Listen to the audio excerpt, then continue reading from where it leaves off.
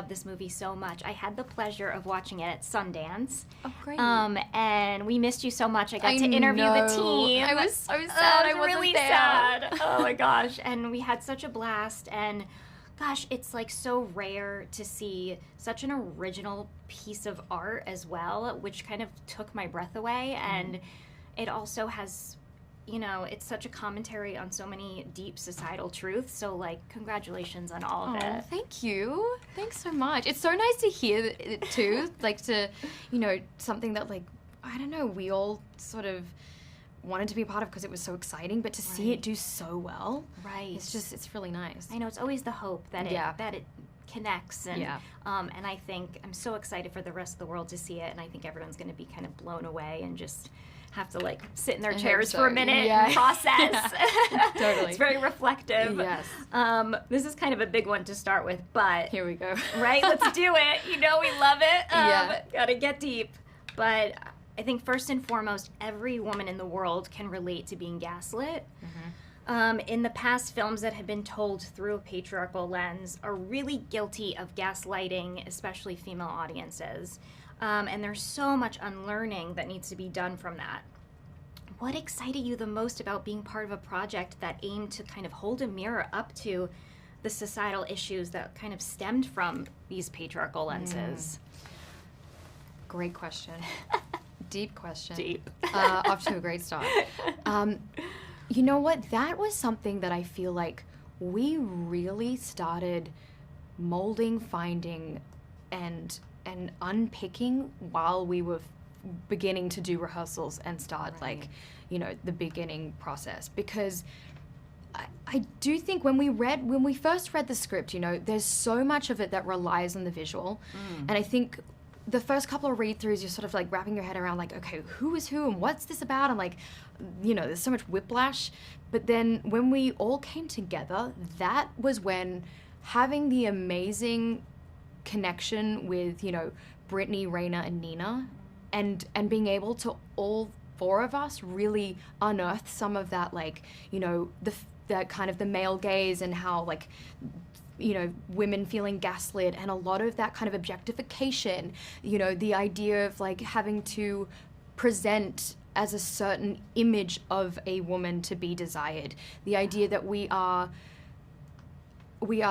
showing a version of ourselves edited to the utmost degree as women to be accepted. There was so much beauty standards and, like, tropes, and there was so much in it that I think really hit hard for all of us. And that Greg was obviously he was so open in, like, open arms and trying to, like, build that out. But I think for us, it really started to become clear when we were working on it. And I think it meant that we could lean into it a lot more. And, you know, I think it felt really empowering, actually, to then be a part of something that was showing a mirror up to, you know, that kind of, like, male patriarchal gay society. It felt great to be able to do that, but also to do that with, like, these fantastic actresses.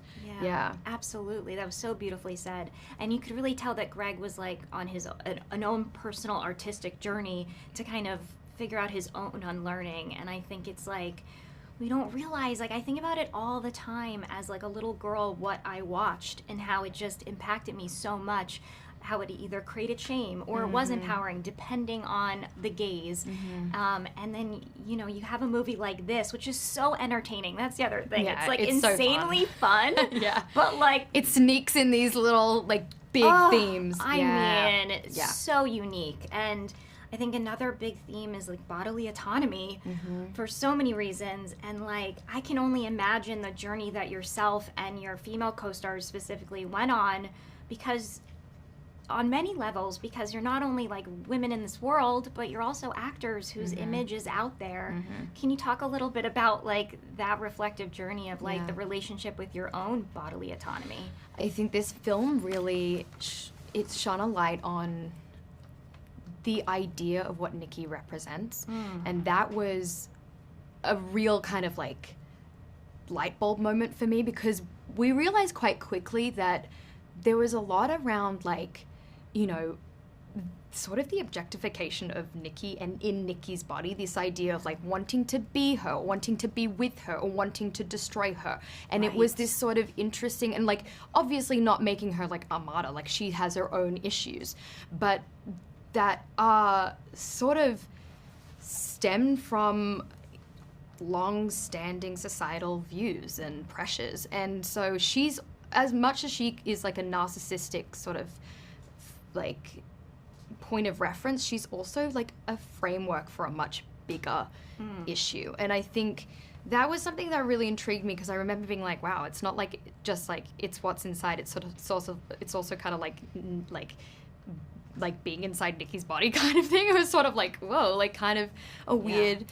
idea. And I think that was something that I was really trying to like protect and also explore in like the right way. And Greg was really open to having a lot of those conversations. And I think there were also some scenes that we changed to give a little bit more breadth and gravity, I suppose. But it was also, I mean, yeah, I think as actresses too, it allowed, I mean, really, I have to, like, you know, I'm really thankful for the women in the cast, because I think we were all really championing one another and like really wanting to like celebrate being able to explore these different characters in a nuanced and also respectful way. And I think without that respect, it may not have, you know, done so well. But there was a real care, and, you know, that I'm playing Shelby for a lot of the movie. And there's a sensitivity that comes with that. And there's like a, you know, wanting to craft a journey that is then, you know, that feels like you get to the end and you're like, yes, like you like are justified and earned in like your body, in your place, and like how you feel. And you know, I think we all really were lucky that we were able to collaborate together on that. Yeah, it's so complex, because you really want to champion Shelby, but you want to also humanize and champion Nikki. And there's that switch that happens, and it was like it's so fascinating, because I consider myself a feminist, you know, and I'm meeting Nikki for the first time on screen, and I'm judging her immediately without any context, just because of she's an influencer. You put her in this framework. And it's like, what does that say about our society, and that we're so quick to do that? And then when her bodily autonomy gets threatened, and it's so fascinating, like you said, everybody wants to be her, but they don't necessarily like her. And what does that say? And it's just like punished for who she is. I know, it's so good. It's fascinating. But it's also like a testament to the beautiful performances. And also, let's talk about you embodying Shelby, because it's crazy how too, and I think the characters point this out in the film, that I started to see like Brittany in you, because it's like the nuances that y'all were able to bring out. Where I know that we have the great and really smart visual of the you know, the red lens when we're seeing the person inside, but I found that I started to not even need that because of your performances. That makes me so happy. Oh my God. And you shot this in 18 days? 18 days, night shoots, crazy. It was so fast. It really, I think, you know, one of the key elements, we had 5 days rehearsal period beforehand.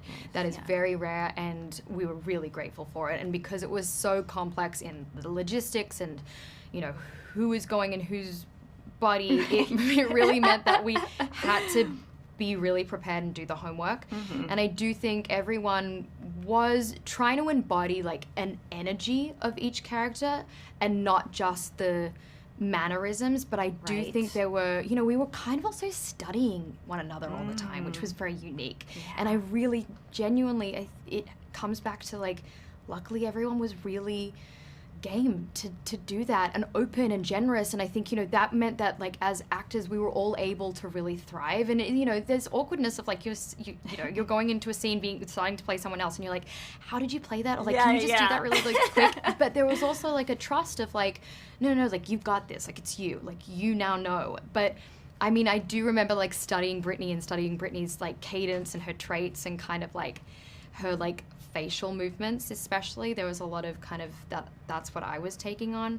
But we also came back to some like very key choices, you know, I think that were more anchor points. Like if Nikki was like doing like hair, and I think, you know, for Dennis it was like using bro as like a real sentence filler, and having like Cyrus sort of stuttering in like a certain way, like it was able to anchor us. But beyond that, I really do think it's a testament to everyone being very like kind of letting the ego at bay. The other thing I want to say before, because your question before was so good, but I also felt like, you know, the reason I think we also judge someone like Nikki and like also want to be that but punish her is because of there's so much that, you know, she represents also social media and the power that it has and the power that it's inflicted on so many of our lives, that, you know, she's also a representation of like things that are out of our control, right? That is sort of like removed from us, but is this perception of you know, wanting and supposed to be something more. Yeah, no, it's so fascinating. Yeah, it's brilliant. I think too, like Catherine Hahn recently said, just quickly about the 18 days, that there's something really magic that happens on shoots that have to be crammed in a short time. Is that you can't really second guess your choices. No. And I can imagine that sort of also, because I also like, yes, the mannerisms were there, but like when you're being Shelby, you're bringing out that like pain, that internal pain. That was just that scene between them when you're sitting next to each other in the room was just stunning. Oh, thank you. Beautiful work. I feel like I'm almost done here. That's crazy. I could talk about this forever. I know, me too. Ever. You've been like my favorite interview of the day. I love you. It's so nice. No, this was wonderful reconnecting, and I had such a lovely time last time. But fun question, not related to the film, but you know, at CherryPicks we collect reviews from female non-binary critics, and we create a Cherry score. So, and our kind of 100% is a full bowl of cherries. So, like, what's something that you either watched for the first time or revisit it, a film or TV show that you would rate a full bowl of cherries? Past Lives.